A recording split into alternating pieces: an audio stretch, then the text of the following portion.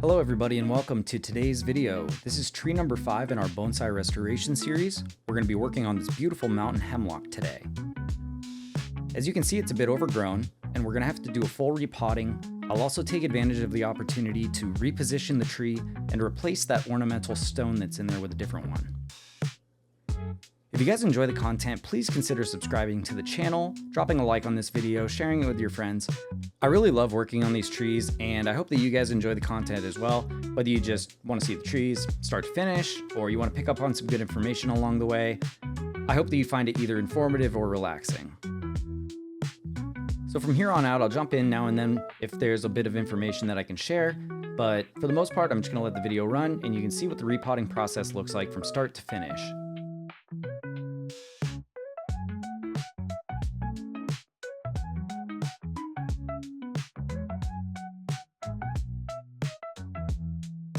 So this is the first point that I'll jump in on in terms of unique issues that came up during this repotting.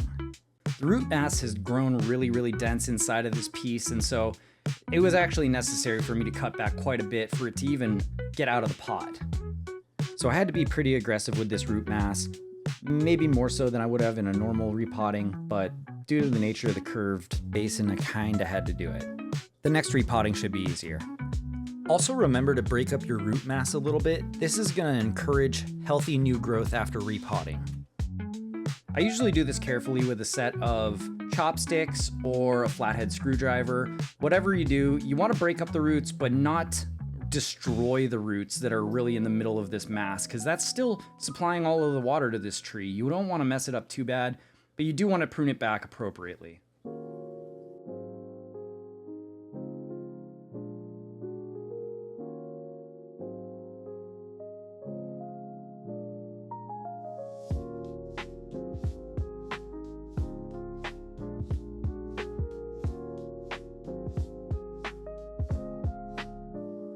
Every bonsai basin is different. This one had a unique set of holes, 1, 2, 3, kind of forming a triangle around the center drainage hole, and I used those to help secure the tree right in the center where I wanted it.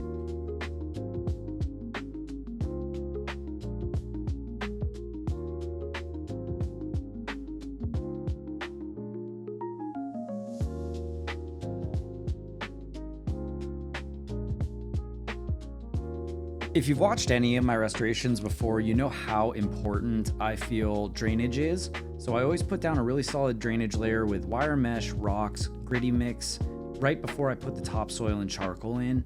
Making sure that your bonsai drains properly is critically important, especially for these outside bonsai, so that they don't develop root rot or other problems below the surface.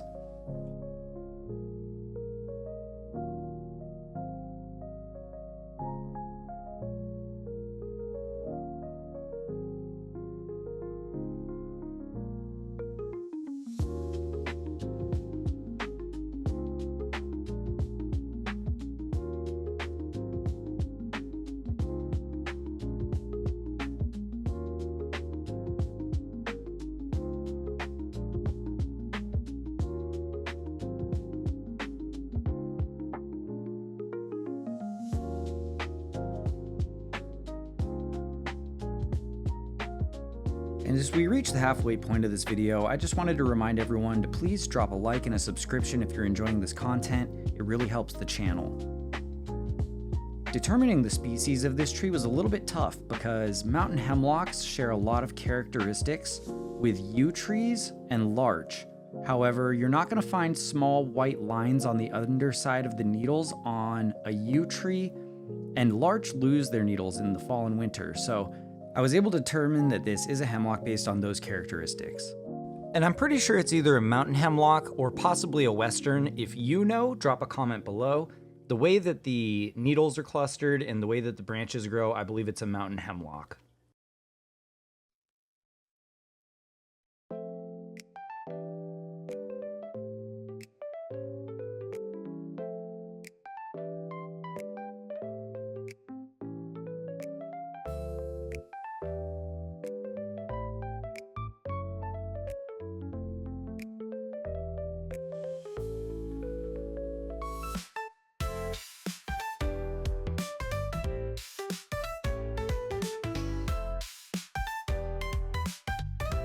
As you can see now, I have the tree pretty much positioned right in the center, and it's gonna have a nice gradual incline up to the bottom of the trunk. I spent a little bit more time breaking up some of the roots just so that I could get that nice smooth slope up towards the center that I desire. And the way that I achieved this was to go into the root system with that set of chopsticks again and just continue to break things up and mold them into the shape that I wanted. I do this very carefully so that I don't cause any unnecessary damage to the root system, but we still get to achieve the shape and the form that we want. Looking good.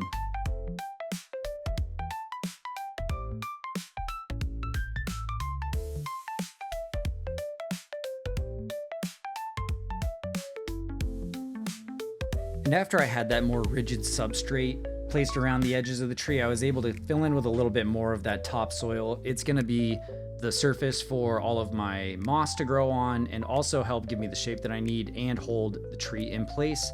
I'll also be able to completely cover the wires that are holding onto the root mass using this layer. We're starting to get into the shape that I want, and so I'm gonna water everything down a bit and start packing it in. We can layer on a little bit more of that topsoil and start replacing all of our moss that we recovered at the beginning of the video.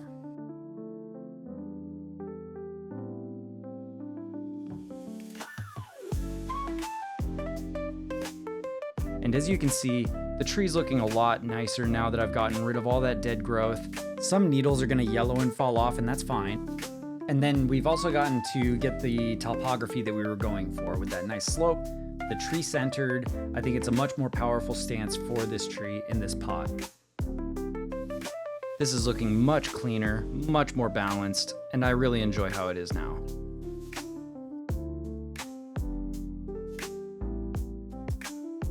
So day 2, I brought back the bonsai, and I'm gonna start putting in a little bit of high clay soil here so that I can begin to sculpt the topography of this bonsai piece in the way that I want.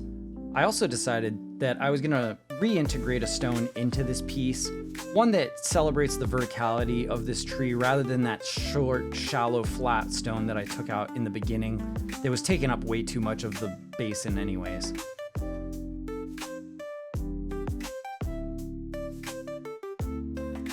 You're gonna see me packing this high clay soil onto the top layer of this bonsai. I really love it because it holds things in place and it isn't really quick to erode, but it'll also maintain moisture. The moss in the area around my house really likes to grow on it, so that's what I like to use to encourage the moss to spread and also hold any decorations in place while creating unique topography in any of my bonsai.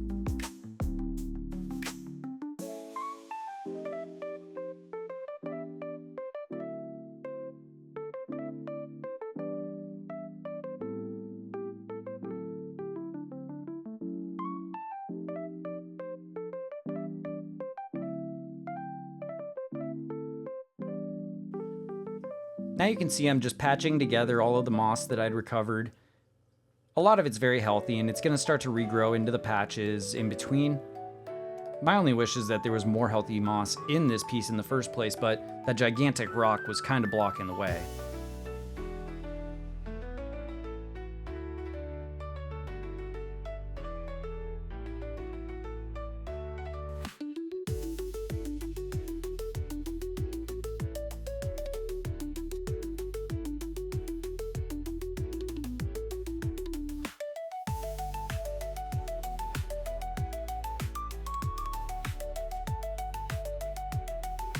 After going through my collection, this was the stone that I decided would be the best match for this tree and this pot. It would add to the verticality of the tree, not be too large, and fit completely on the surface. So this is a much better choice than the rock that was in there before. And after flipping it around for just a little while, I decided that this was going to be the proper orientation just like that. So I'm going to have a little bit of building up to do in the back. What do you guys think about the decorative stone? Whether you like it or hate it, go ahead and leave a comment below. That helps me know what you guys are enjoying and what maybe I can do to improve either the bonsai or the video content.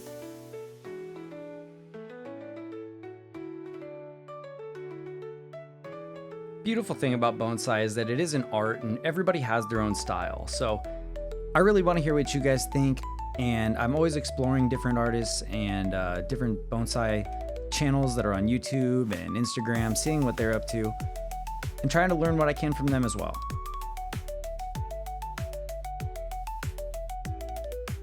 And just like that, that clay retaining wall is holding onto that stone just how I want it to. I'm gonna need to pack a little bit more backfill in to have it stay in place, but this is generally the look that I was going for. This is really my favorite part of any restoration project, is getting it aesthetically pleasing at the very end. It can be a bit stressful when you're cutting back roots and pulling the tree out of its natural environment. So once you get to the aesthetics at the end, it's a little less stressful and a lot more fun for me. And while I was working, I actually found a little isopod climbing around in the pot. These guys are good, don't hurt them. They're related to shrimp and crabs, but they are land dwelling. And in this case, it's beneficial because I've never noticed isopods feeding on the new growth of any of my bonsai. So there's your natural facts on isopods for today. Science. And here we are with our final results. This mountain hemlock is looking much more healthy after a much needed pruning, root treatment, repotting, redesign, replacement inside of its basin, and addition of a new, much more appropriate decoration. Your feedback makes a world of difference with helping the channel grow. If you could leave a comment if you enjoyed the final product or the video, if you think this is a great looking tree, if you're maybe interested in getting into bonsai, drop a comment, leave a like. It helps this channel grow and it helps grow the community as a whole. I would absolutely love it if one of you guys saw my videos and decided to go out and try bonsai for the first time. So do some research, maybe buy yourself a tree and try something new. And that's gonna wrap up tree number 5 in our bonsai restoration series, this awesome mountain hemlock. It's looking a lot more healthy. I love its positioning. The new stone adds to it great. And I've got a whole bunch more trees that I still need to get restored before the spring has officially sprung. And I'm running out of time for that. So expect weekly videos of bonsai restorations. I'll try and get as many shorts out as I can to keep previewing the trees and giving updates as everything is blooming for the spring and summer. You guys are gonna absolutely love some of these deciduous trees once they open up. So stick with us, like, sub, follow the channel, share it with your friends, and I really appreciate everyone who's shown their support so far. So thanks again for coming by. I hope you enjoyed the video, and we'll see you in the next one.